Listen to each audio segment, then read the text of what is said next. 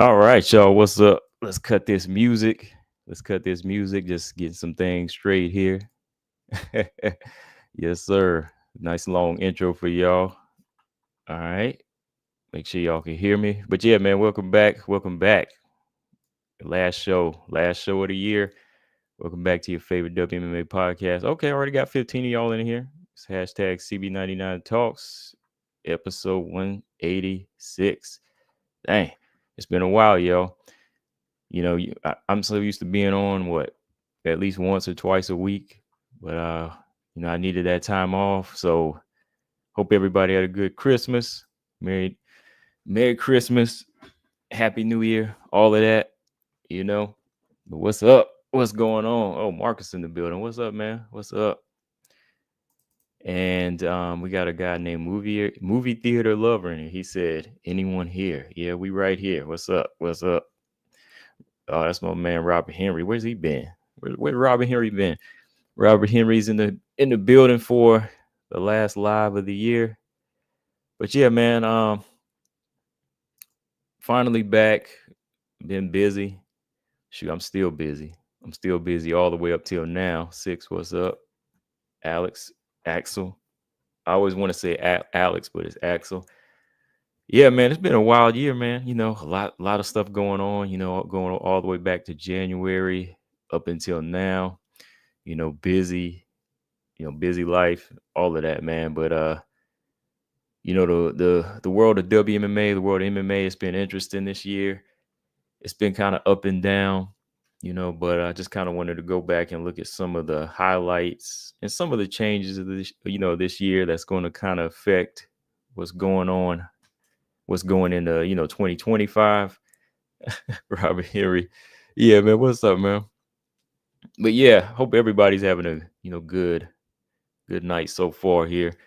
And hope everybody's holiday was good. Like I said, I don't really do the whole busy type of Christmas deal. For a while now, I don't really, like to do the whole, the just going out Christmas shopping on the busiest days and all of that. I get a few gifts here and there for people and that's it. That's it. For the most part, I try to stay in and avoid all of that craziness. But yeah, man, let's look at the fight year, man, for 2024. It's been a crazy one. I'm honestly, gonna say that for me, looking back at 2024, my thoughts on it as a whole, I have to be honest and say that I thought it was a pretty good year. I know a lot of people felt like it wasn't that good. I know the champions, overall they didn't fight as many times as we wanted. But for the most part, I thought we had a lot of good action. I think the first half of 2024 started off stronger. I mean, what do y'all think? I think from like January up until like June, had probably June or July had some of the better fights, because if you go back and look, when we first started, the flyweight division had a lot of good fights scheduled, January, February, of course, March. There was a lot of good fights in the first half. Of course, you had um, Manon and Aaron scheduled in March. Macy Barber and Chikagan, that was a fight that I was looking forward to. And then you just had a lot of other good fights that were scheduled too. That Wayne Kong fight turned out to be some, highlight reel between her and Victoria Leonardo, Natalia Silva. So yeah, there was a lot of good fights. Even strawweight, I think strawweight had some good fights. Kayla Harrison was making her UFC debut this year.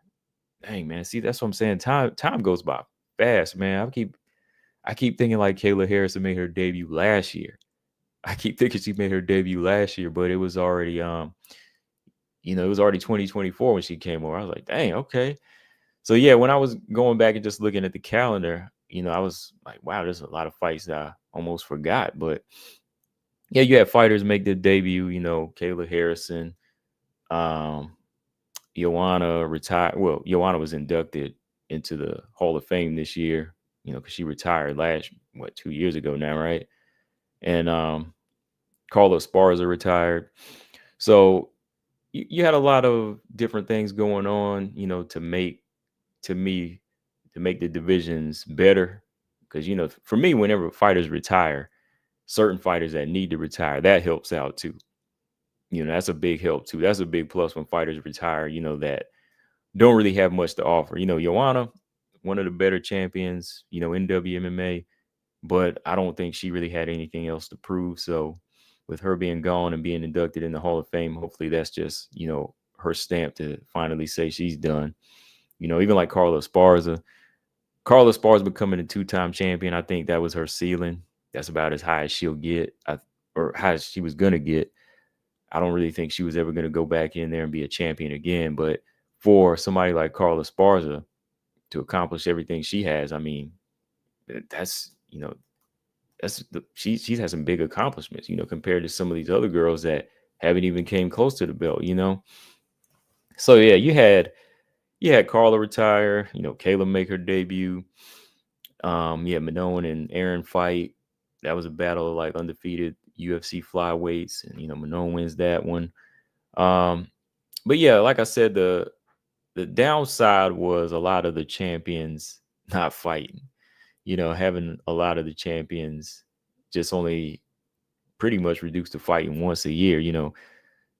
Weili fought once this year. Weili fought Yan Xiaonan back in April. We just see her fight once. Then you just see Grasso fight once. And of course Valentina. Between the two of them, they fought twice in 2023, only once this year. I know we were hoping they could squeeze in that championship fight by December, but we knew that wasn't going to happen. We knew that wasn't going to happen. Even Macy Barber, Macy Barber fought once this year. I thought it was going to be a crazy year for her. I thought her and Manon might wind up fighting, but she winds up with some type of illness, and that kind of keeps her out of the game for a while. Hopefully she comes back next year. And then, Suarez and fighters like Stan Fairtex, fighters I wanted to see come back, they all faced injuries and illnesses, and, that kept them out too. That kept them out. So not being able to see Suarez fight for the belt this year, that was kind of a downer. And, seeing Stan Fairtex out, one of my favorites, seeing her out, that's another fight. I was like, man, like I wanted to see, she was supposed to be fighting, I think she was supposed to be fighting like back in June, right? But I think her knee is healing. Stan Fairtex, she looked like she's back into training, so hopefully everything turns out all right with her. But other than that, man, there's been good fights. There was a lot of good finishes. Robert Henry says he wants to see more knockouts in WMMA.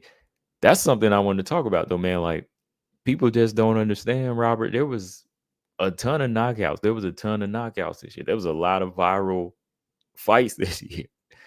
I mean, if you're looking outside of the UFC, like me, I was seeing a lot of finishes. I was seeing a lot of finishes, man. Like LFA, Cage Warriors. I was seeing girls get starched, So that's the one thing I will say was a big plus. Like the first half, as far as like UFC flyweight fights, was more exciting, but the second half really wasn't. But the overall like performances, I mean, girls were getting knocked out.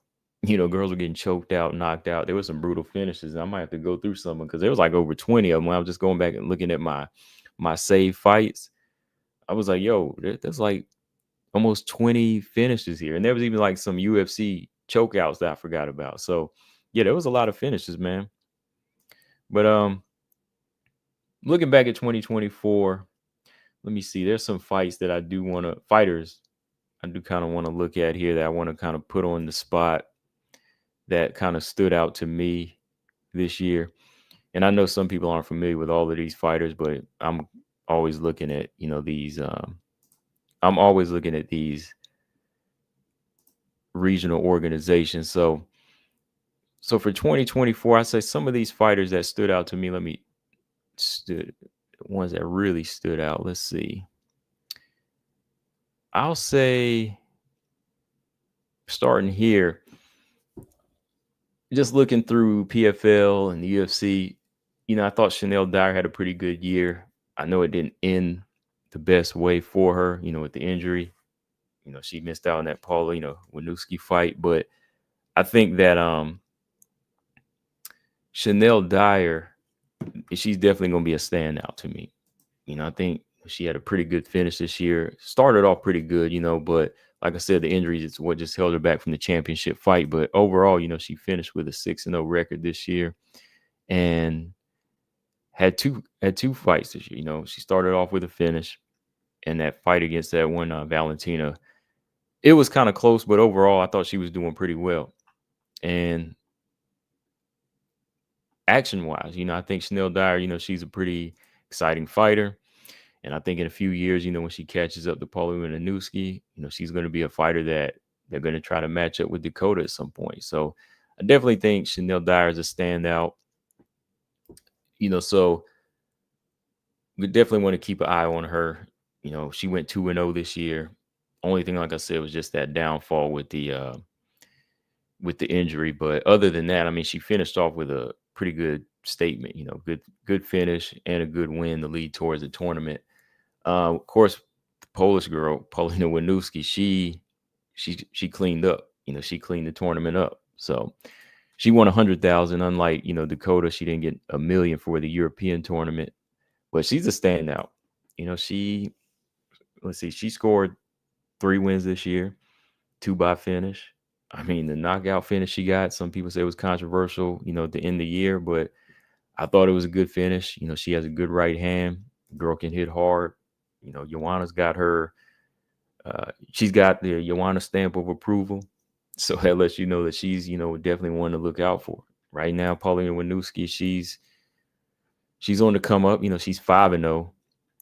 I don't think she's ready for like a Dakota fight, but eventually I think that the UFC might try to push that, unfortunately. So hopefully they get her ready for it. Hopefully she has conditioning for the fight and they get her in that right position where she needs to be to actually make an entertaining fight first, because right now, with the way Dakota's power is looking and how she's delivering shots, I don't really see too many of these other flyweights being able to withstand that punishment right now, but we'll see. This other fighter right here with this belt, you see, LFA interim flyweight champion Cheyenne Bowers. Shout out to Cheyenne Bowers. I've talked to her online and I'm a fan of her, man. I'm definitely a fan of her. I definitely say she's got to be a standout. Like if I could say she was fighter of the year, I would, but she's only got the interim belt. There's champions with higher caliber, of course, have done more. But as of right now, I definitely got to say she's a standout, man, because just like Dakota, I mean, she's running through her opponents, over here, LFA. Maybe not in the same fashion, but I see a little bit of everything from Cheyenne Bowers. She's got the power. She's scrappy. She's got good jiu-jitsu. She's tough. She's finished off this year with 3 wins, all by finish. I mean, she's got 2 first-round arm bars this year. TKO finish. So she's definitely legit to me. And, she's actually fought more than the champion. Shannon Clark was the champion, is the champion. But some people might actually think that she's the champion, even though she's the interim champion. But she's going to start off next year sharp, taking on Shannon Clark. So I know that if she wins that fight, she's probably going to be looking to get into the UFC. But I definitely think that Cheyenne Bowers is like an up-and-comer, like to look out for. She's definitely one to look out for. I think once she comes over to the UFC, she will give some of these strikers problems. So looking at her style, she's kind of well-rounded. She's able to deliver dirty boxing, get takedowns, a little bit of everything, so definitely one I'm looking forward to if they do look to sign her next year. She probably gets signed next year if she wins the belt. If she beats Shannon Clark, she probably will get signed. Jacqueline Cavalcanti, she's another one that I'm looking forward to. I'm looking forward to seeing her, have a big year next year. I think she had a pretty decent year. She took a fight against Josiane Nunes, and she took a real quick, short notice fight against Cornell. Wasn't the best performance because it was such a quick short notice for her. But I think Cavalcanti, style-wise, like it's probably one of the more technical strikers at bantamweight. I mean, what do y'all think? To me, she is. To me, I think she is one of the more technical strikers at bantamweight right now. I think that her style will give a lot of these bigger girls trouble as long as Jackie's able to use her takedown defense. I think she'll give girls problems because she has an IQ. She lets uppercuts go, combinations. Looking at the Jousey and Nunes fight, had good moments in the Cavalcante, Nora Cornell fight. So yeah, she's a standout to me. She was a standout this year for me. She went 2-0 as well. So let's see. Chanel Dyer went 2-0. Paulina went 3-0. Cheyenne Bears went 3-0. Cavalcante went 3-0. And Natasha, I always forget how to pronounce her name. Natasha Kuzatina. She trains. Hey, all these fighters training out of America top team right now, they're winning, right? She trains with Kayla. She trains with Dakota. She's a former judoka. She's 7-1. Her only loss is to Fatima Klein. But since then, man, this girl, Natasha Kuzatina, she's also interim champion. LFA's interim champions, to me, they seem to be like the ones that are shining the most right now. They seem to be shining more and actually defending their belts more. Kuzatina went 2-0 this year. Definitely showcased some dominant skills, good ground game, and much improved striking. So hopefully this year she gets her unification with the champ, because I know she's looking to get signed. Kuzatina, she's not a spring chicken either. She's like 36, 35. Yeah, she's like 35 years old. So I know she really wants to get into the UFC. Her only setback was that Fatima Klein fight, but I think that was kind of a blessing for her. It's made her better as a fighter. So she's definitely one I look forward to seeing next year because she had a good year this year. Most of these fighters like Kuzatina and Bayers in LFA, when they defend their belts, to me, they get better. They just get better as fighters. Marcus said, I think Cavalcante would take GDR's spot as far as being a technical striker. Yeah, so far she has. I think, she's got the better. I think she just has a better counter striking over a lot of these girls right now. Like, I don't see anybody else at 135 that has really, really top level striking. Let's see. No, that's it. Yeah, that's about it, Marcus. Axel said, I think so too. She's one of the more technical strikers at bantamweight. She also turned Cornell into a wrestler. Yeah, she did. She did. She turned her into a wrestler, man. Because I was surprised, like, Cornell didn't want to use that tie clinch on her in that fight, but now she was getting controlled. So, yeah. And of course, Natalia Silva. Natalia Silva, she's a standout of this year. I mean, she went 2-0 this year. I mean, she didn't dominate Viviana Araujo like I thought she would have, like just, completely finish her, just like bust her up like she did Andrea Lee. But that's still a good win. That's still a good win. I mean, I think it was it 30-27? Viviana Araujo versus Natalia Silva? Well, anyway, she won the fight. Decision win, that's fine with me. That's what Natalia Silva does. Back in September, she fought Jessica Andrade, another solid win. So looking at Natalia Silva's skill sets and the people she's beaten, 3 in a row, she's beaten Andrea Lee, Jessica Andrade, a former champion, and Viviana Araujo. She's beat a lot of these girls. She's just looking like she's ready for the belt. She's looking like she's ready for that belt now. So when I see Natalia Silva's, skill sets versus these other flyweights, I'm just like, man, it's time. It's time. I mean, she looks so much different than she did pre-UFC. If you go back to 115, she just looks like a different fighter. And whatever her team is doing with her, they just need to keep doing it. They just need to keep on doing it because I can see Natalia Silva getting that belt at some point. I want to see her in a fight with Grasso, Aaron Blanchfield, either one, whoever she can get in there next. But yeah, Natalia Silva, to me, yeah, she's had a good year. So all these fighters going like 2-0, 3-0 this year. They've been staying busy.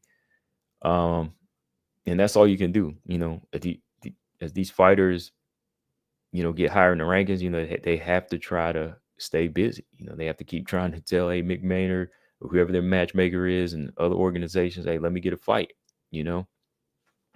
Robert Henry said, has there ever been a double KO in MMA? There actually has in the men's. I can't remember what organization it was, but it was a while back, man. I had that saved too. Yeah, there was a double knockout. It was two bald guys. That's all I can remember. It was two bald guys. So it looked like dude was hitting himself. That's what it looked like. But yeah, side note, girls need to not try to duck Natalia Silva next year. Hey, there's no ducking now. She's in the top 5. Hey, she's up there now, so there is no ducking Natalia Silva. She's coming. Next year is her year. All right. So yeah, those are a few standout fighters. Here's some more though, man. Here's some more from 2024. I was just kind of looking at. You can agree with me on this. What's up, Paul? What's going on? Running Rennie. Y'all can agree with me here, disagree. I know BJ's going to agree with me on this one, but another standout fighter for me was Jillian Robertson. Jillian Robertson actually went 3-0 this year. Let me double check. She did go 3-0 this year. And she's really looking like she's found a home. To me, she's really looking like she's found a home at 115. This doesn't look like it. Did I say Anderson? Jillian Robertson. Jillian Robertson is really looking like I'll say a brand new fighter here. She's kind of doing the opposite of what she's doing the opposite of what Natalia Silva's doing. Natalia Silva went from 115 to 125 and looks new. Jillian's coming down from 125 to 115 and she looks new. She had a good year too. She went 3-0. Also had a grappling match against Montana and beat Montana. Going back and looking at her record here. So yeah, she started off 2024 in January. She finished Poliana Viana, dominated Michelle Waterson, and beat Luana Pinheiro. So looking at those wins, those are good wins for her. Those are good wins to kind of help her build her confidence, get her ranked. But not just that, like from what I've seen, body-wise, the physicality, confidence, Jillian Robertson definitely looks like somebody that's just not showing up to get the paycheck. She's looking like she's on a mission because, like she said, she wants to fight whoever she has to fight to get to the belt. So definitely got to give G Rob some credit, man. A lot of credit here. Going 3-0 this year, she wanted to fight, and she also was critical on herself about the Luana Pinheiro fight. That lets you know that she wants to get better. She wants to get better as a fighter, so I'm cool with that. All right. I know a lot of people ain't agree with me on this one, but I gotta say Yasmin Lucindo. She's still in that category of fighters that kind of stand out to me. She's still winning. I know she didn't have the best year as far as wins. She didn't look great, right? But she did go 2-0. She did go 2-0. She did beat 2 veterans this year. To me, that stands for something. That lets you know that Yasmin Lucindo does have some heart and some grit. She does have those going for her. But moving forward, she's really going to have to work on her technique. She's going to have to get a better boxing coach. She needs that striking coach in her corner to help her kind of calm it down and make better choices. Yeah, she started off the year by beating Karolina Kowalkiewicz, which is a fight I think we all knew she would win. Marina Rodriguez, though, Marina Rodriguez, that was a split decision. I could have went either way, but she was having trouble in that fight. She was having trouble in that one. That's the one that kind of exposed her a little bit. But like I said, I still got to give her a standout here because, yeah, she took on some good names, high-level names, and is keeping her ranked. But next year, she's taking on Amanda Lemos, and that's one where you can't leave room for error. She's got to be ready to wrestle, or she got to be ready to throw punches and bunches and stay out of the way of Amanda Lemos to just turn purely into a grappler. Because Lucinda right now is ranked number 7, and if she beats Lemos, that'll give her the number 5 spot. So to me, unlike fighters like Tabitha Ricci, I think that Lucindo still has a few more tools and a few more tricks up her sleeve that can get her victories a little bit more, like, because she has the height and reach, and she does have the power. Ricci's got youth and speed, and she's strong, but I still think that Lucindo, she'll progress a little bit more. She'll make it a little bit further. Yeah, Colostrum, Lucindo Lemos is going to be a firefight.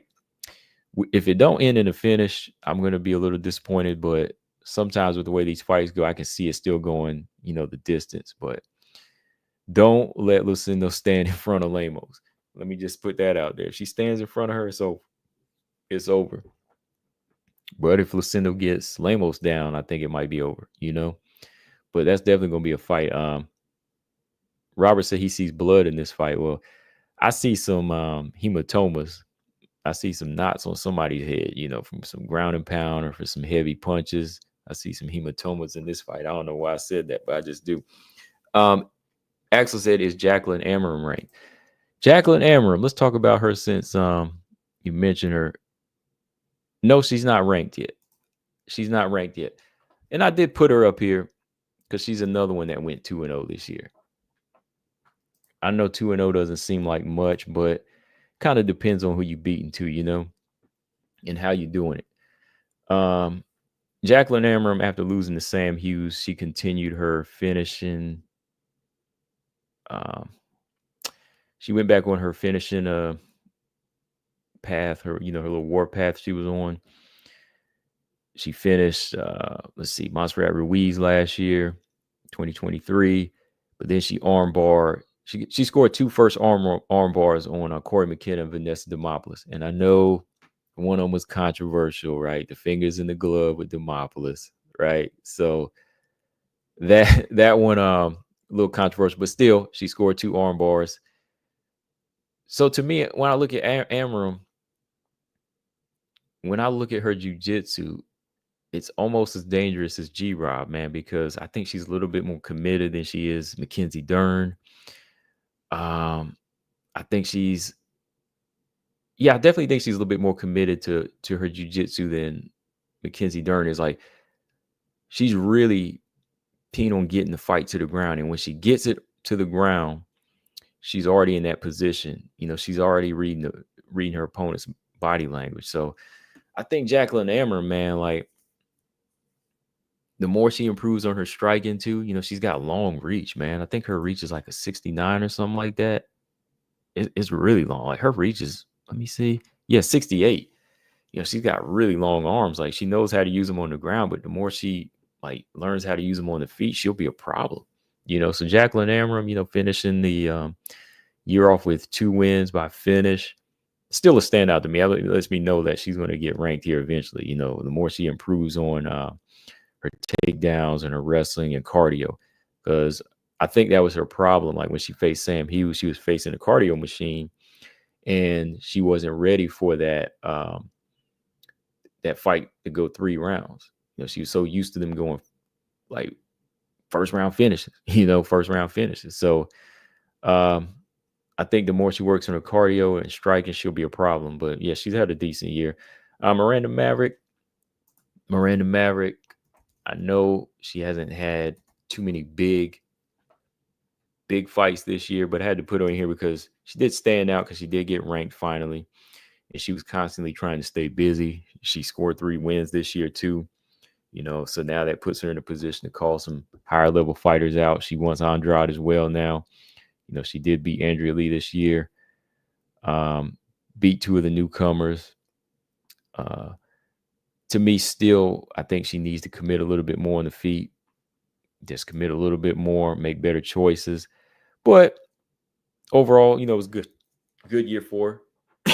Definitely a good year. So I think that moving forward, yeah, she's gonna be stepping her game up now. I think the UFC is gonna give her some. They definitely got to give her some fighters like the Lipskis, the Andrades, and Arujos. Those got to be some fights to give her. Even, Karine Silva. Karine Silva's a good fight for it too. So that's going to really tell us where she stands now. But yeah, this is the longest win streak she's been on. It is. Robert Henry says, so at the end of the Lemos Lucindo fight, someone's gonna look like they've been hit, gonna look like they're gonna get hit in the head with one of those old school TVs. Oh, you crazy. um, yeah, somebody's gonna look like they've been in a fight. Definitely. Six said Ritu Fogat and Pooja Tomar. Fogat's still in 1FC, right? Pooja Tomar is scheduled to fight that Shauna Bannon girl, right? Yeah, yeah. Okay, so another standout, Eileen Perez. I'm not really a big Eileen Perez fan, but I got to give her credit here because she has been looking better as a fighter. She went 2-0 this year as well. She did go in there and she dominated her last two opponents, right? Well, the fight against Jocelyn Edwards, I really wouldn't say it like a dominant fight, but it was kind of a grudge match. The Zalesnikova fight, she ended with a submission. And since losing to Stephanie Edgar, she's gone 4 wins in a row now. So I got to give her credit too. Eileen Perez, she's calling the big names. She's calling the big names too. She wants to fight for the belt at some point too. And she's getting better. She's getting better. Her striking, her takedown, her takedown plans. When she's going in there to plan it, how she plans it out. It's not just telegraph. I definitely say her offense is looking sharper.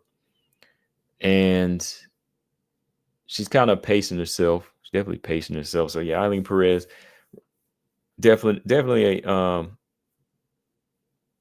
looked better than she did in 2023 as far as her stand-up game. I know her and Jillian Robertson trained together, so I've seen some improvements there. Norma Dumont, Closer said Norma Dumont Rocky. Yeah, Norma called out Rocky, so that might happen. But yeah, Norma Dumont, she's another one. I keep an eyes on her. She had a good fight against Irene Aldana this year. Just showcased better stand-up game than Irene Aldana. And, to me, that stands for something. Irene Aldana is known as the boxer, but she was getting out jabbed like crazy. I mean, Norma was just keeping her at bay with the jab and just ripping into her.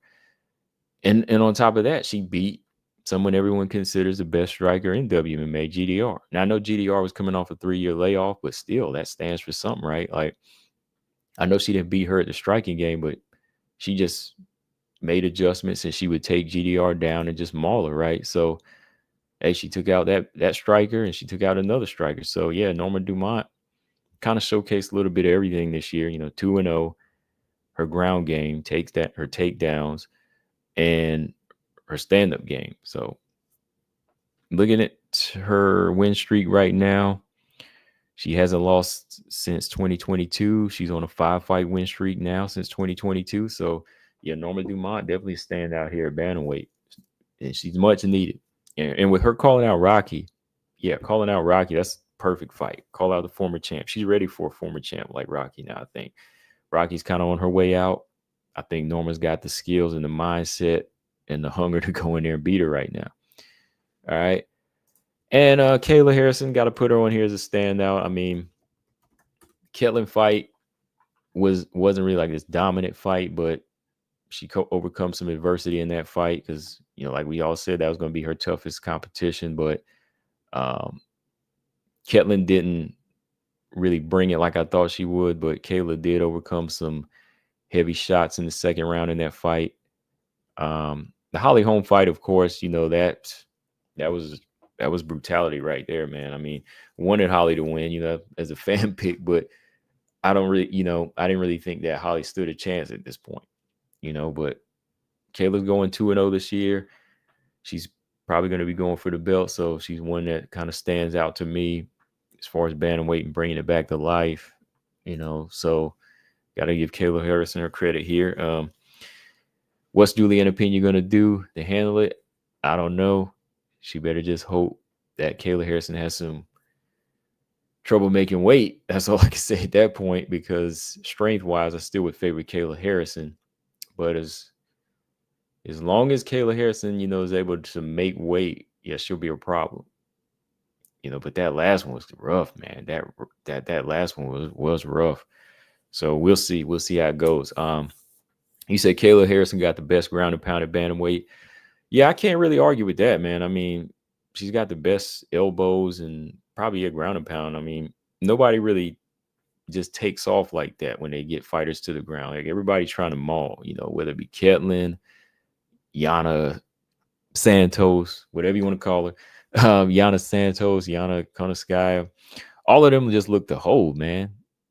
But Kayla Harrison, when she gets you down, she's making it fun too. So it's needed. It is needed. I will give her credit there. You know. So yeah, those are all the fighters I think that kind of stood out this year that I've been kind of looking at and saying, all right, they're putting together win streaks. They're trying to stay active. And should have a decent 2025, All right. Jazzy Vicious. Jazzy Vicious, Paul said. She had a pretty good year too, right? She beat Ariane Lipsky. She beat Priscilla Cachoeira. I'll put her on that list too. Yeah, we can say she's a standout. She was a standout this year. She's went 3-0 this year. Yeah, she beat Priscilla Cachoeira in January. She beat Fatima Klein, and then she finished Ariane Lipsky as well. So yeah, definitely put her up there as a standout. That's definitely a good record for her. She scored 3 wins, 2 by finish, puts her higher in the rankings now, gets her closer to a belt. Yeah, and she's improving. Yeah, she's improving as a fighter. Fatima Klein is a standout this year.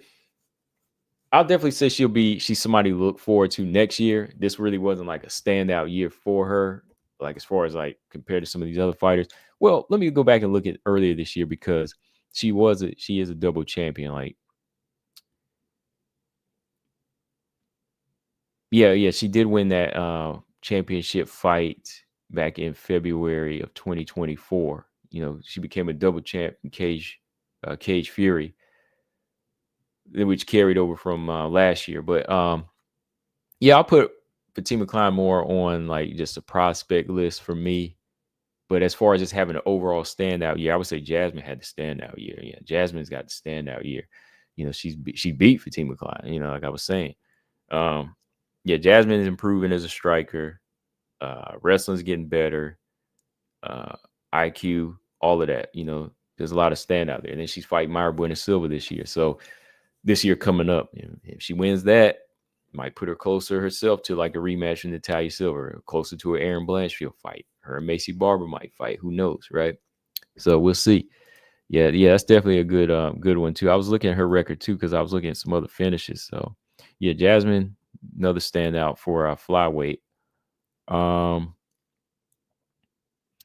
Let me see some of the fights this year. Early fights this year. Okay, well, one of the early fights this year. 2 sweeps this year. We had. It's crazy. These 2 fights here. This is the 50-45 club right here. All right. Valentina and Manon both scoring some sweeps this year. They didn't get finishes, but still, like, I can't believe a lot of people. I can't believe so many people were picking against Manon in this fight, and even Valentina. Like, I know Valentina lost the first fight, but these 2 fights right here, like, it just went so 180 from what people were picking. When the Manon fight versus Aaron was announced, everybody's like, oh yeah, Aaron's gonna win this. I thought it might be close. I thought it might be competitive. I didn't see a finish in it. I saw a decision. But I know a lot of people thought Aaron was gonna win this fight by submission. Thought she was gonna go in there and do it easy. Same thing with Lexa Grasso. It's like, oh, Lexa Grasso, she gonna get it this time. She gonna go right back to the first fight. She gonna go in there, finish Valentina. It's Grasso era. And what happens? Both Grasso and Aaron, they both get sweeped. They almost look like they didn't need to be in there that night. They look like they had nothing for Valentina or Manon. That's the crazy part. Like, both of these fights were won in different ways. Where Valentina used her wrestling and just exposed Alexa Grasso there.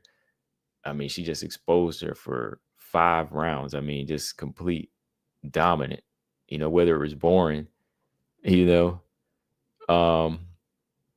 for Aaron Aaron just had like no answer on the feet.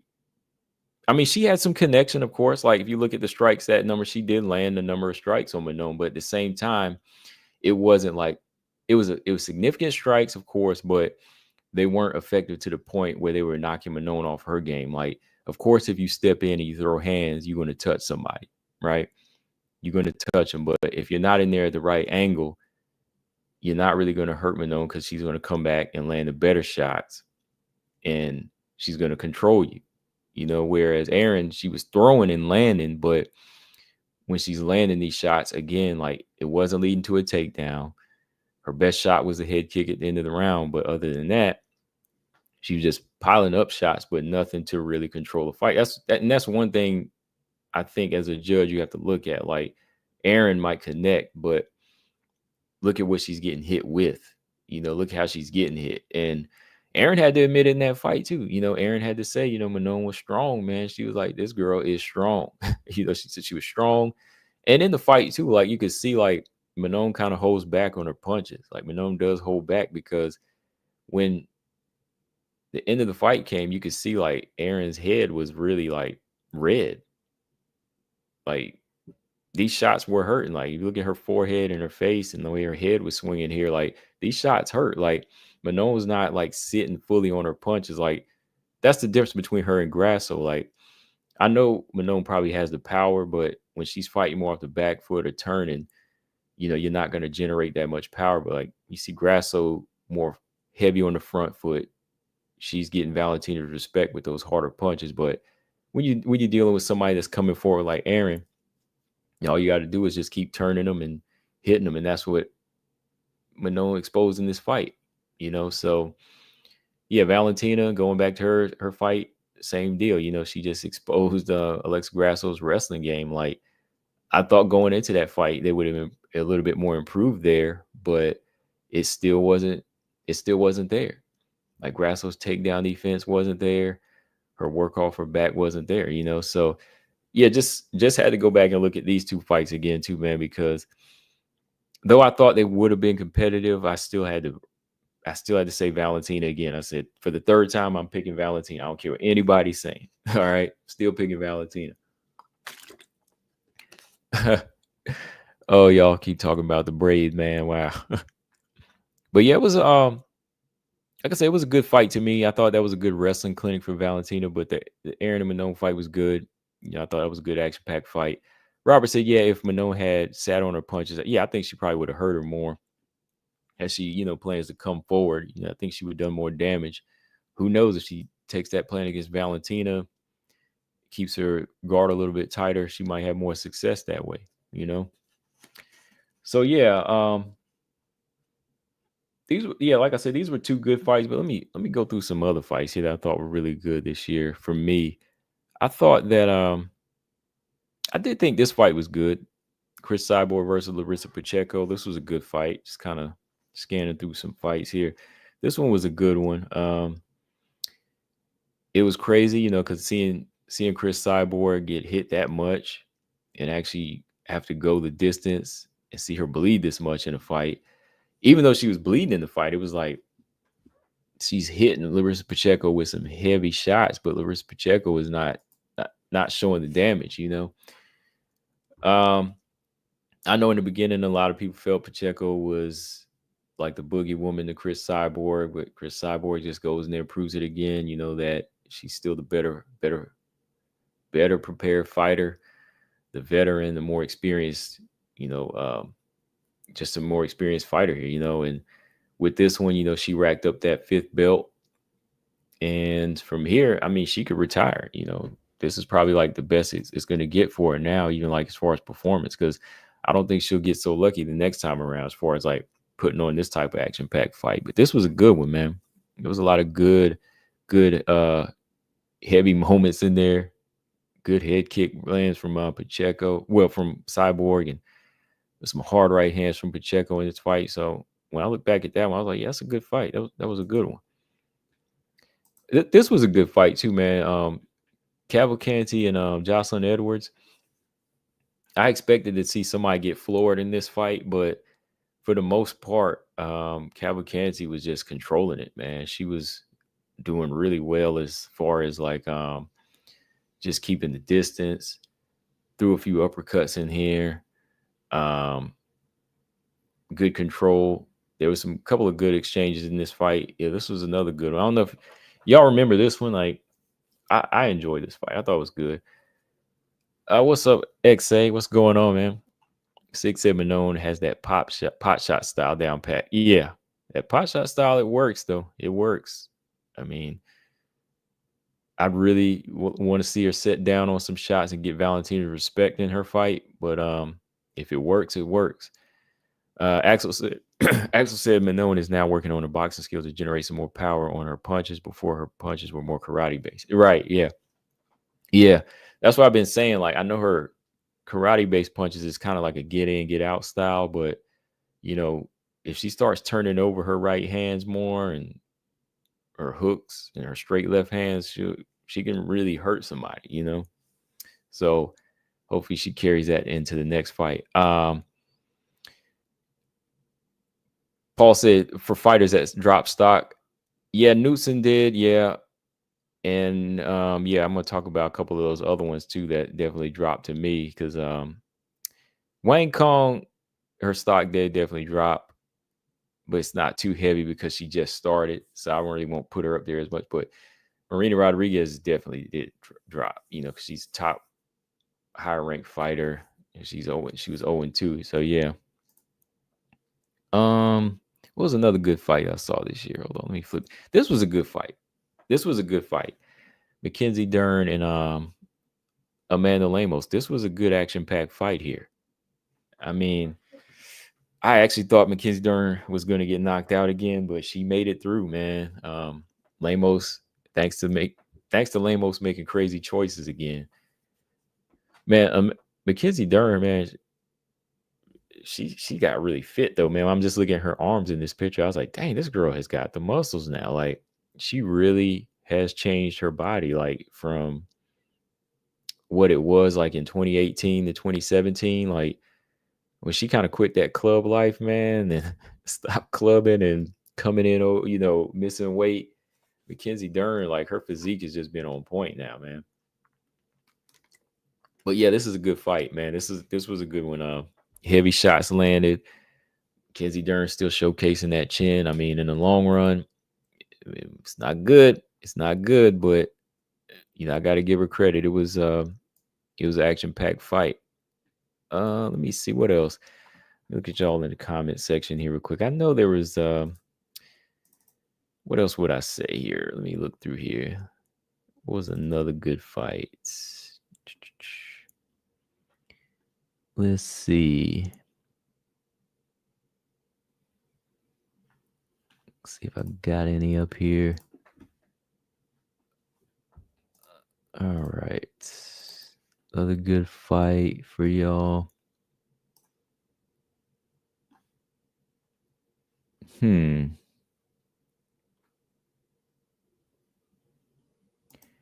What do y'all think as far as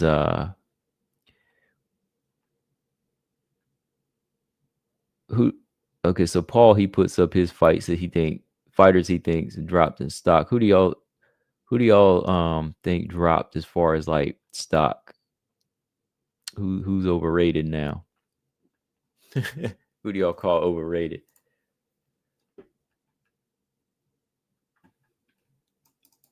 I mean, for me, like I said, Wayne Kong, she kind of went.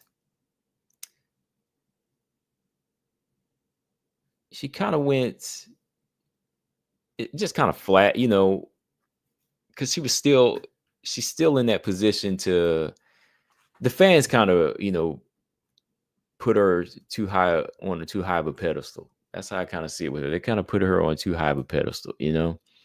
So when fans do that, sometimes it kind of makes you say, all right, well, I gotta expect more. But to me, I still expected the same thing. Like, I needed to see her in there with a grappler, you know, before I could really gauge her and say, okay, like, Wang Kong is this. So with her losing the way she did, I can't really say that Wang Kong is like her stock fully dropped, because she's not, you know, she wasn't even ranked yet. So again, Marina Rodriguez, that's my girl right there. But I would definitely say hers has been dropping because in her last 5 fights, she went 1-4.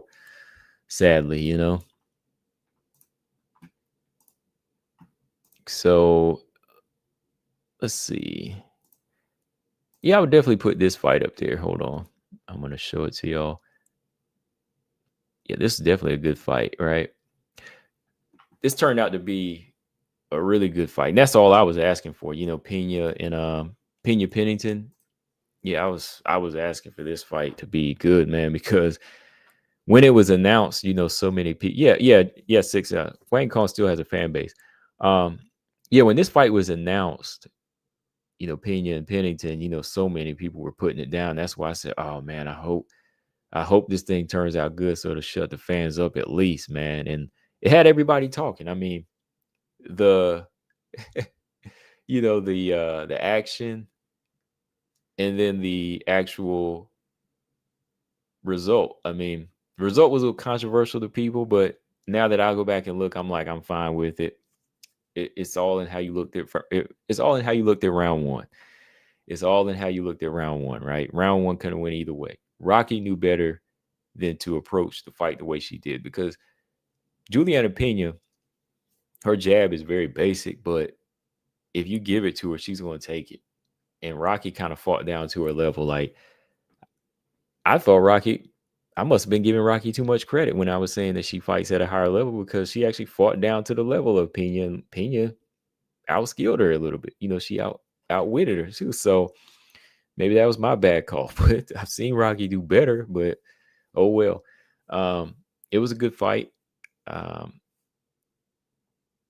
think that Pena again showcased her grit, but there were some scary moments in here because she did get dropped. Rocky did hit her with some surprising snap in her shot. So Rocky did surprise her, and she just didn't capitalize to go in there and get the finish. But other than that, it turned out to be a good fight.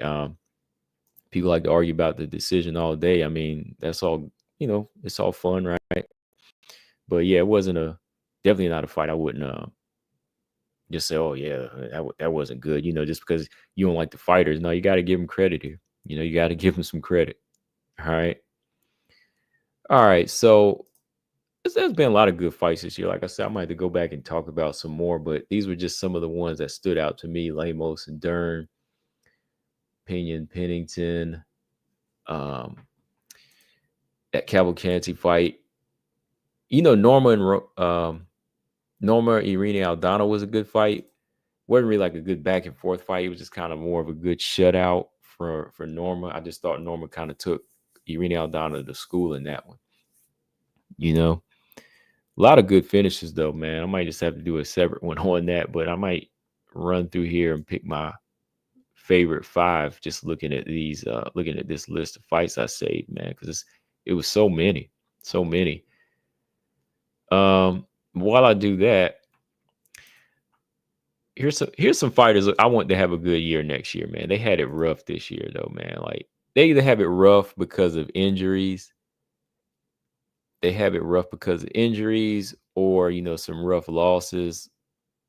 So Shannon Clark, I know, look, she's the LFA champion, but man, that was a rough loss against what's her name, Inicia Dubin. That was a rough loss, man, in the Contender Series.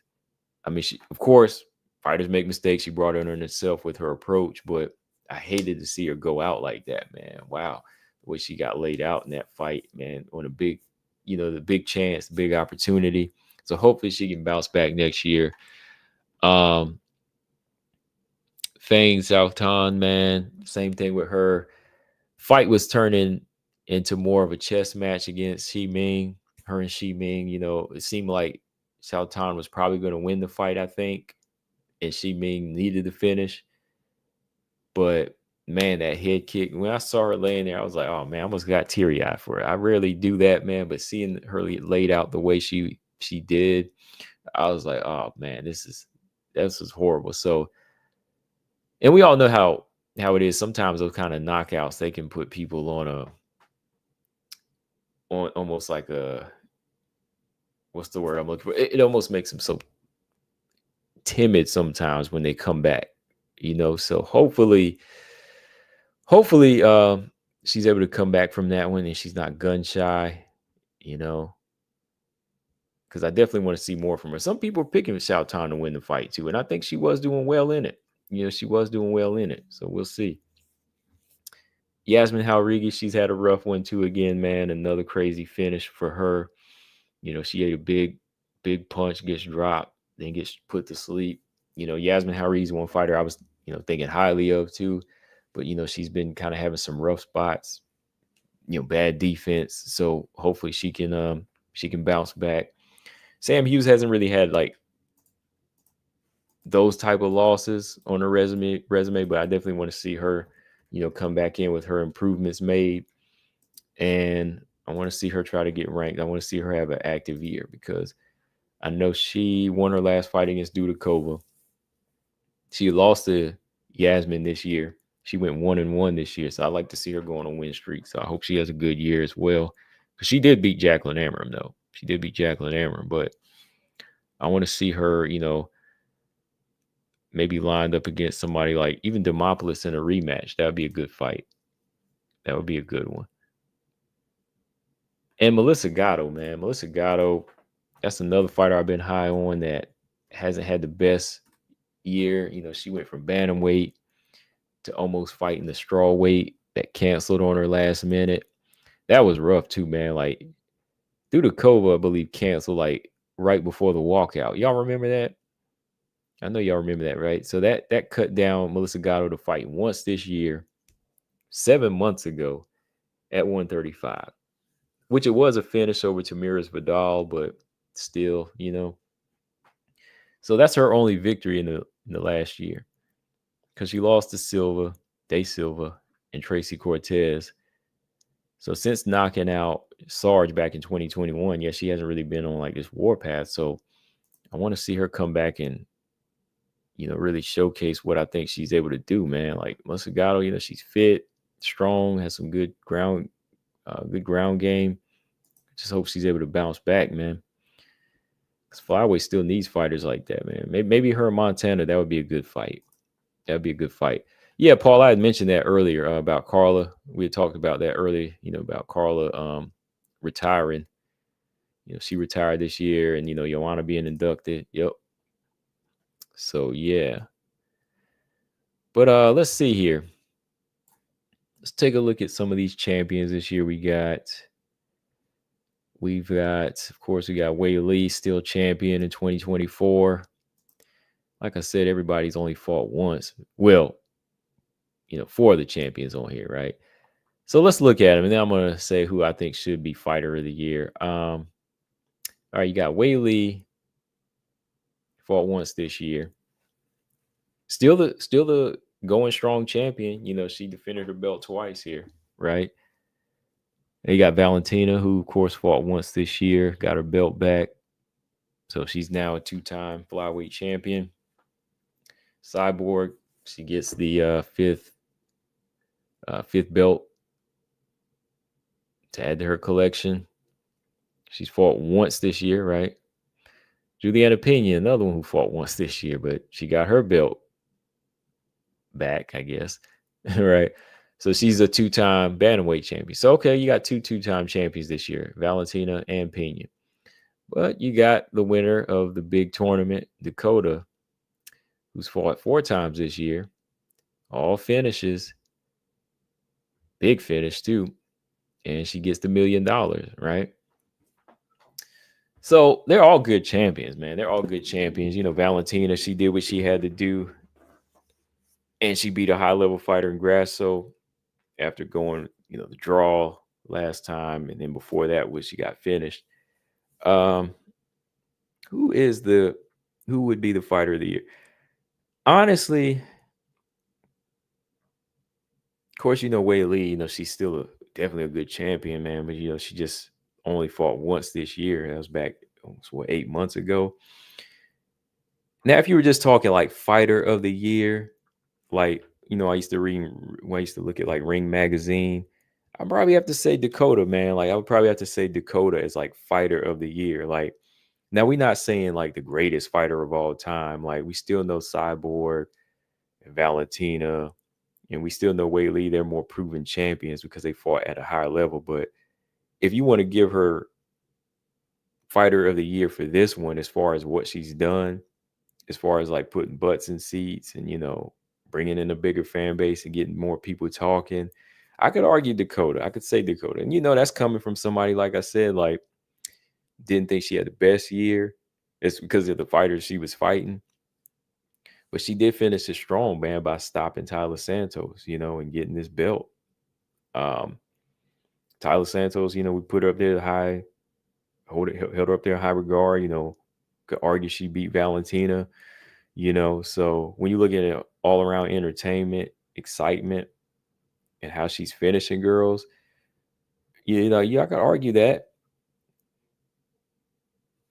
It would be between, to me, it probably would be between Dakota and Cyborg. Like, it's really hard to put a stamp on it because Cyborg, she completed that one for herself. She completed that goal. 5 belts: Strike Force, Invicta, Bellator, UFC, and PFL. And I did say, like, if she could get that would probably put her there. So to me, it'd really be between them two. Because when I'm looking, nobody else, when I'm looking at WMMA across the board, nobody's done that, Surprisingly, like I said on my poll, nobody really picked Cyborg. Like, everybody, it was coming down to Valentina and Dakota. But definitely new coming champion, like Dakota, she's definitely putting WMMA on the map with, the excitement and the way she's finishing people too. The way she finished Tyler Santos, that does stand for something because nobody else has been able to do that.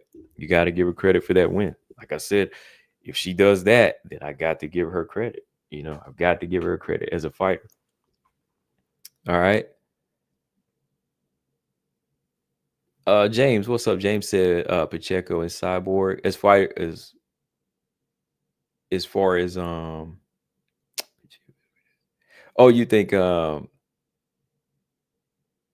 yeah, I like the Cyborg Pacheco fight, but yeah, I like the Rocky Pena. Like, they both were 2 fights I enjoyed this year, but if I had to pick out of the 2, I would say, yeah, Rocky and Pena was more exciting to me. Overall, like, I like the action better in that one. Like, if I had to, they're both fights of the year for me, but yeah, Rocky and Pena, yeah, I would put over it though. I think it was a better fighter. I think it was a better fight. I think it was just a better fight.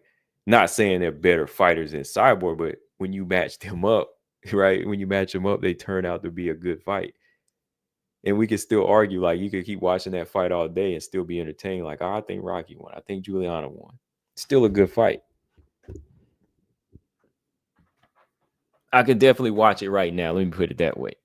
Like, Cyborg, Pacheco, I'm not in the mood, but if you put Rocky and Pena on right now, I'll watch it. All right. All right. So let me see. Fights I want to see next year. Definitely some fights I want to see next year. When they're pretty much already in the cards that happen now, but we need these fights, right? Let me see. Number one, I'll go ahead and say, look, I'm going to say this one here because I know that we could run into some hiccups here. We know, look, it's scheduled. This ain't a joke. It's here. It has its date. It's there, right? We need this fight. So Suarez finally getting her shot. It's locked in. I gotta say, this is a fight I need to see. I'm still saying that because let's say if it gets pushed back, I still need to see it. I need some questions answered here. I finally, get my wish here to see Weili and Suarez lined up. So hopefully this thing happens. Just my early look at it, I think that Suarez still the better wrestler here. I still think she has a lot to offer. If this fight goes to the ground,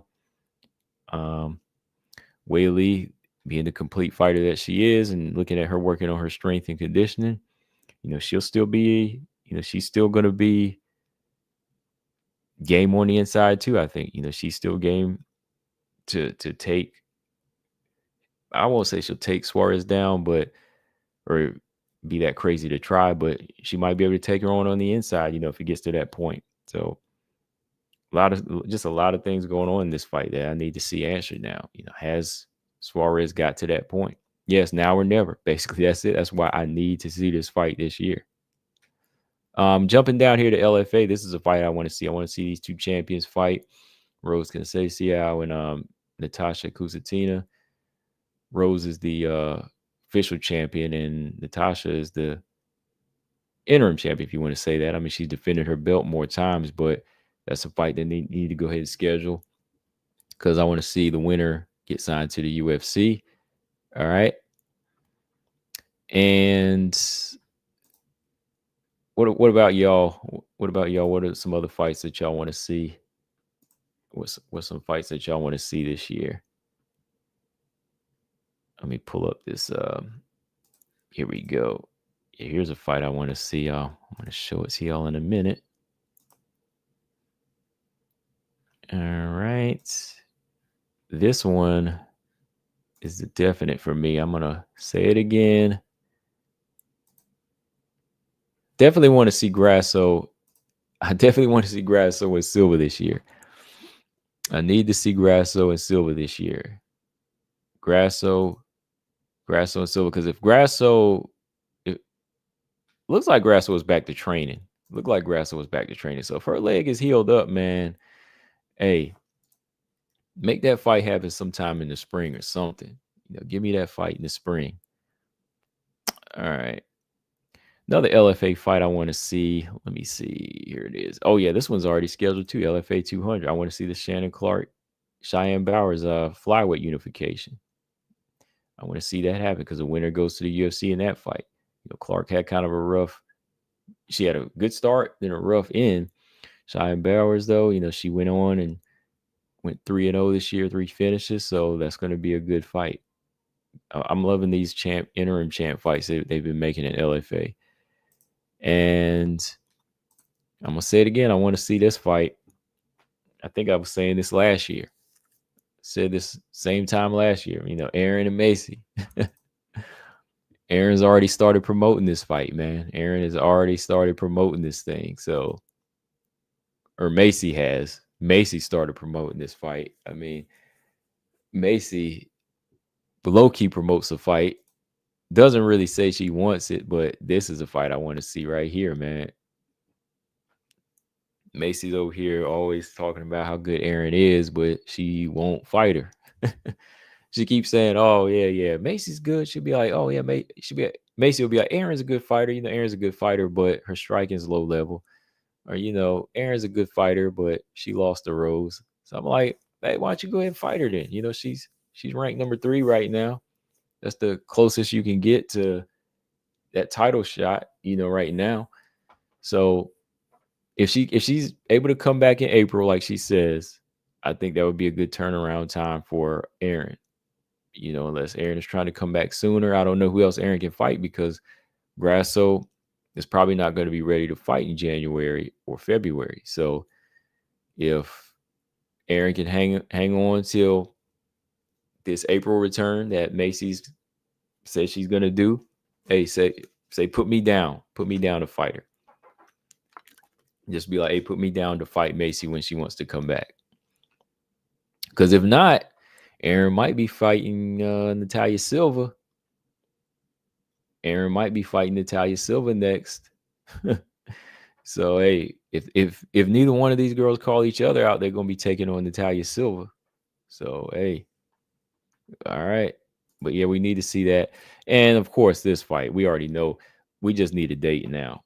We just need a date. So I'm ready to see this fight here, man. I'm just ready to go ahead and see Valentina Manon get this fight in here. It's time.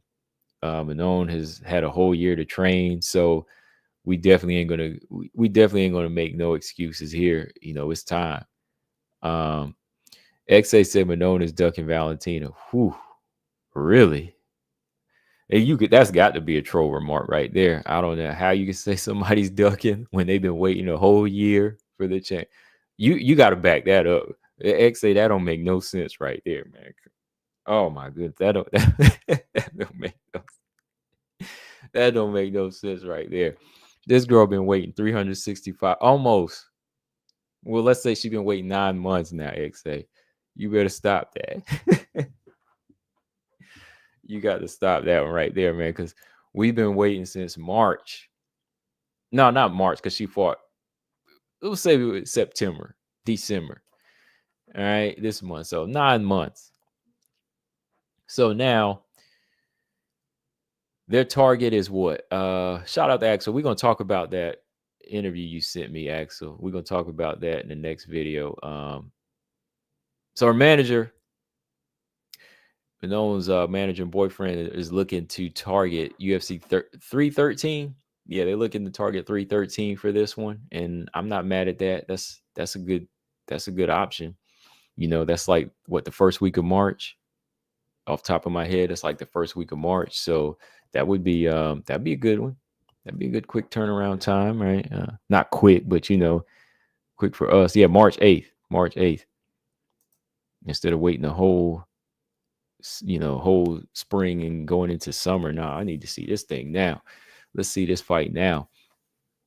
But hopefully it pays off. Hopefully it pays off. That's why I said it's not going to be a situation where you say, oh, she didn't get a chance to keep fighting. She was rusty. No, like I think a fighter like Manone's age and the way she was training year round, it'll benefit her, because I already think, she's ready for 5 rounds, as far as her cardio goes. She's been running and doing everything she's needed to do as far as prepare, working on her ground game and even working on her boxing now. So,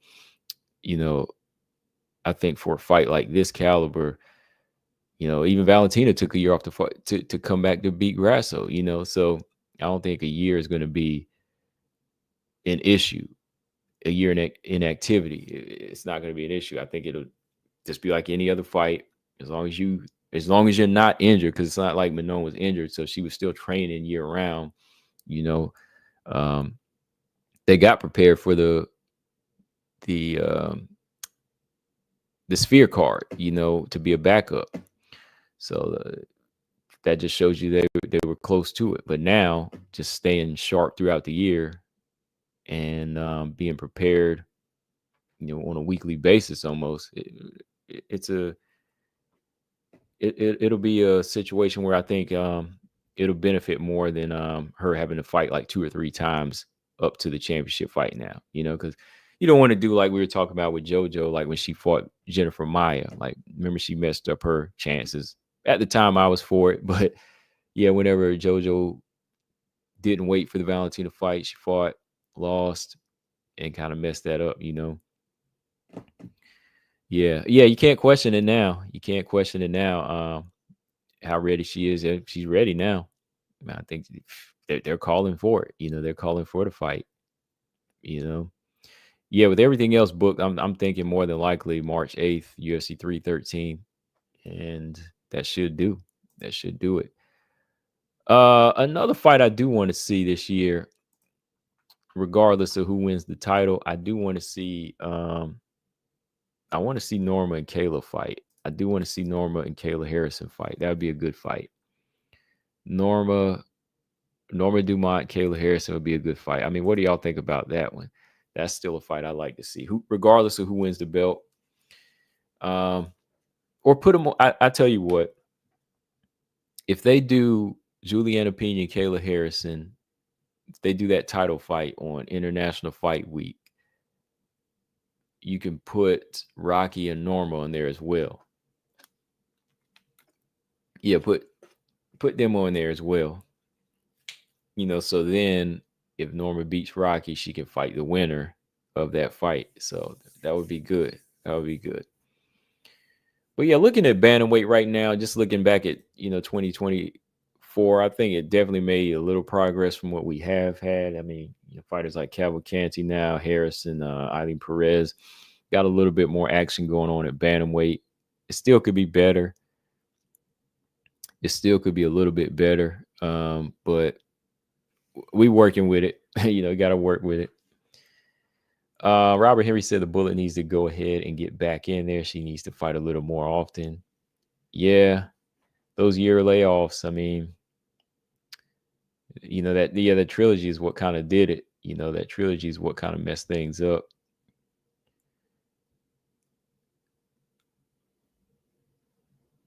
Roberts, yeah, I read that. Kayla and Pena going down. Yeah, yeah, it's going down around International Fight Week. Yeah, that's what I was saying.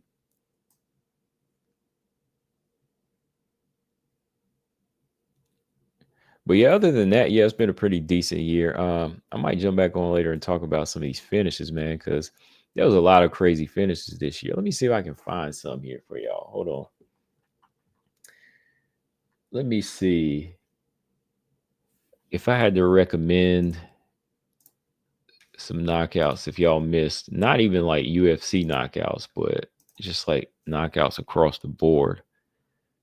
There's a number of them here. Let me see here.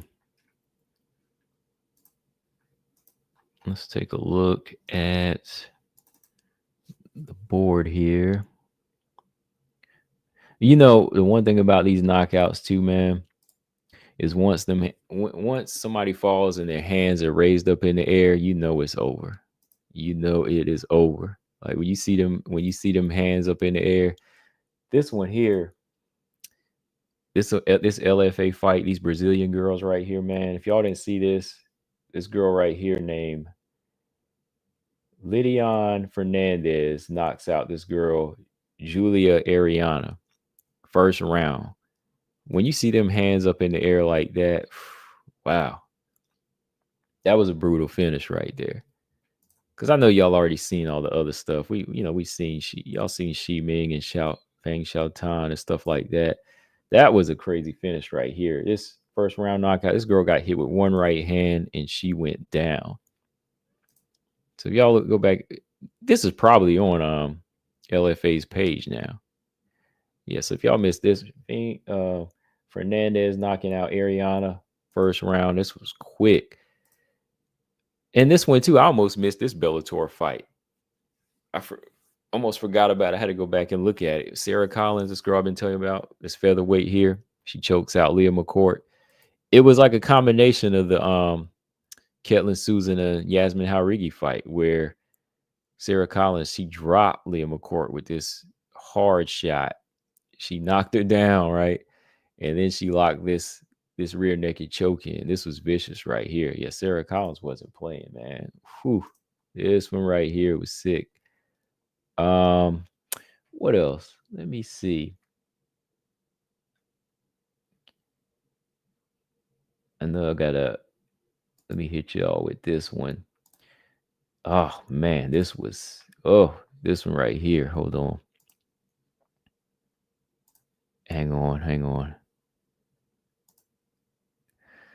This Shannon Clark finish here.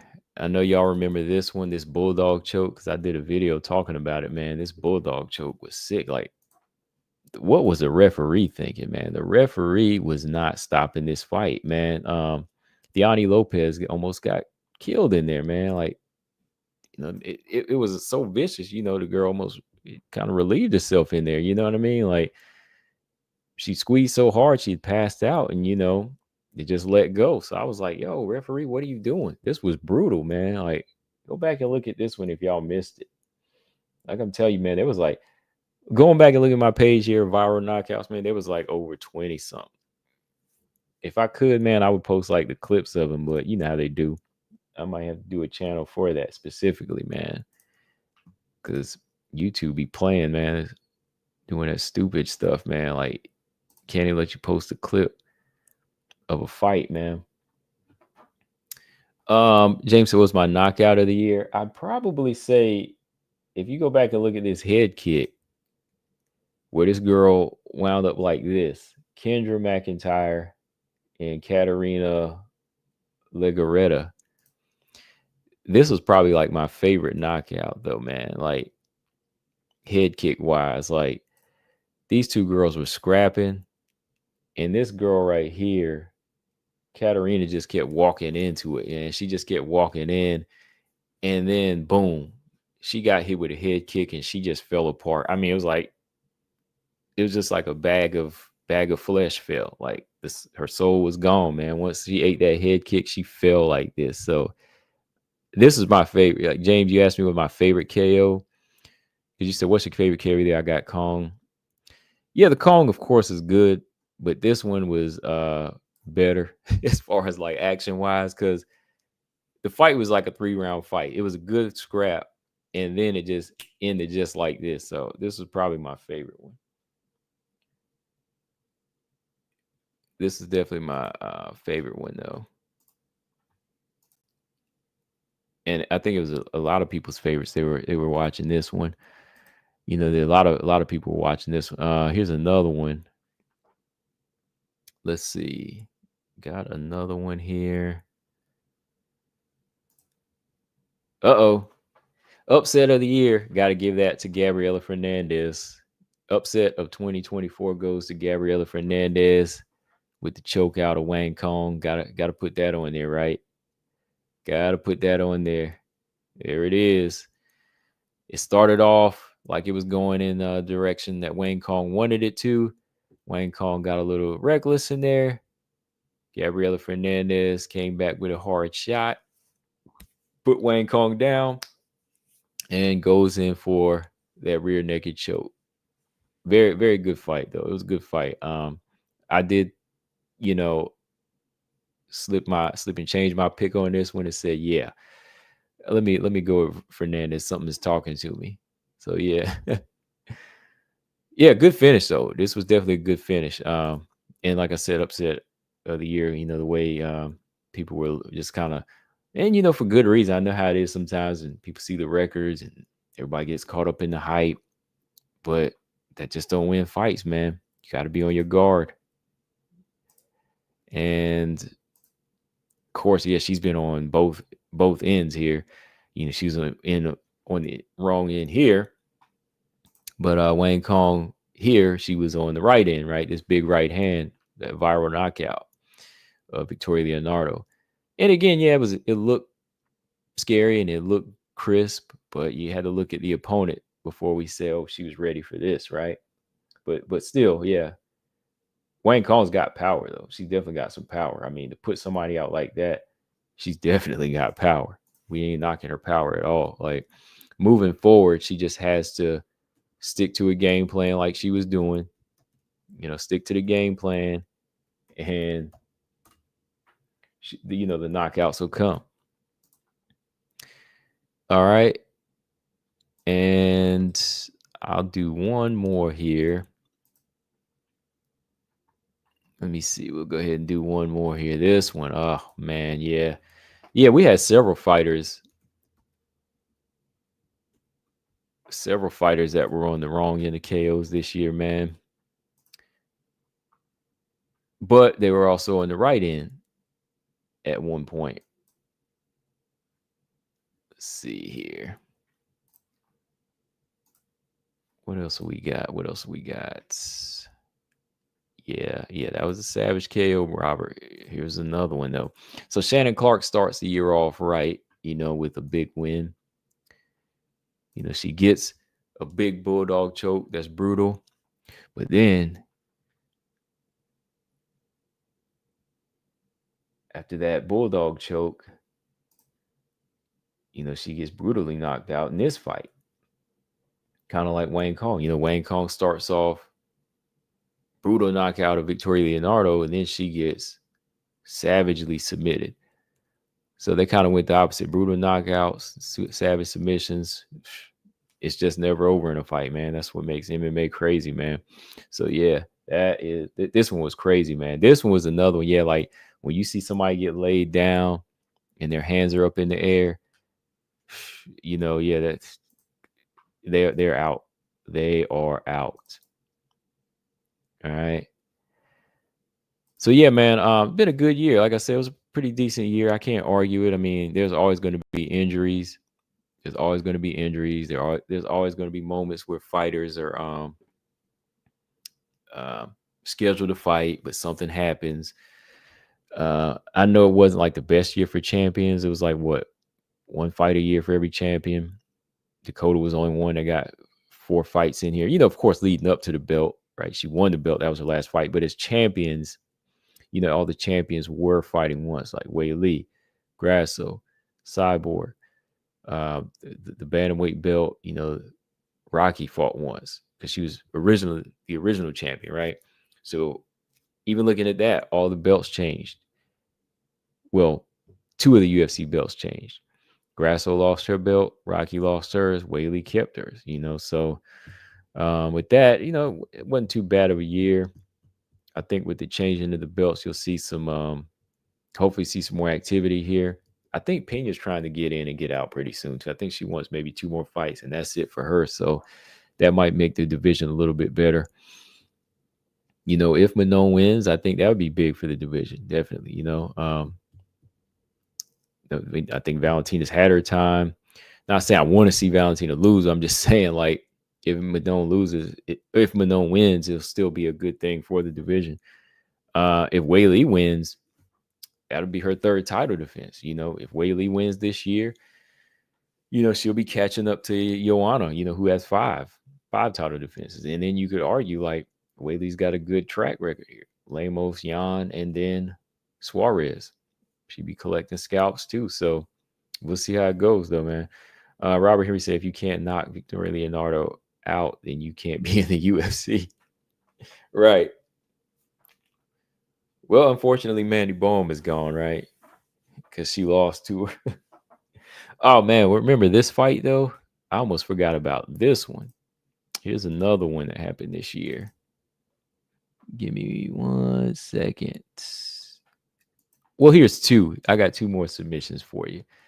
Yeah, because this one, I thought she was trying to break her arm for real, man. Like, Verna, y'all remember how Verna did Lemos? She had twisted that thing all the way around, man. I thought she was about to break that arm, man.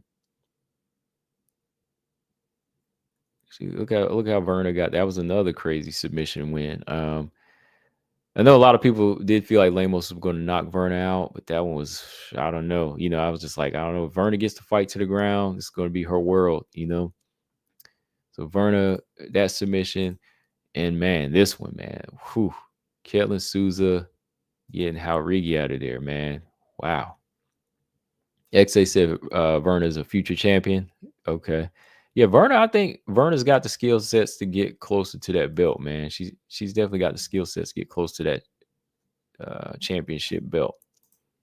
All right. But yeah, man, that's about it for me, man. Like I said, good year. Hopefully going into 2025, we got some more good fights. Who knows? I might jump on one more time this year. I doubt it though. But yeah, I had a decent year as far as, looking at fights and everything, getting back into the mix. And hopefully I get these fights that I've been asking for this year. But before I go, what are some fights y'all want to see happen this year? Let me ask y'all that before I get out of here.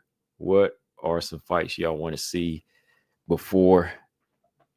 Yeah, Aaron Rose, that was a good fight. Aaron Rose, that was a good fight. I thought it was decent. Like, not the best technical matchup, but yeah, it was a good fight. Oh yeah, we got to mention this one too. Well, I asked y'all that question. We got to. This was, we got to say this was a brutal finish too, man. Hold on, we got to say this was a brutal finish right here, because we got to put this on the list because nobody's ever done this in the fashion that she did it in. Right? Hold on. Yeah, Weili choking out 6 at Weili choking out Suarez. He said he wants to see that next year. Yeah, Dakota, the way she handled Tyler Santos this year, that was pretty rough, man. Tyler Santos looked like she was in a different world, man. Like, I did not see it being that brutal, man. Like, well, I did call it to the body, man. I was like, I think it might be a body shot. I did call it. That was sick. That just lets you know how hard she hits, because everybody know Tyler Santos ain't got no gut. Tyler Santos does not have a gut, man. That girl does not have a gut in there, man. She's hard. She's hard. That just lets you know how hard that shot was to the body. So yeah, Dakota's delivery to that stomach like that, yeah, definitely a standout finish. All right, y'all. But on that note, again, hope everybody has a good new year. I'm gonna get up off of here now and you ready to shut this thing down. So hit that like button and subscribe if you haven't. And maybe I will surprise y'all if I feel like it one more time this week. But I am kind of busy even to wrap up the year. But we'll see.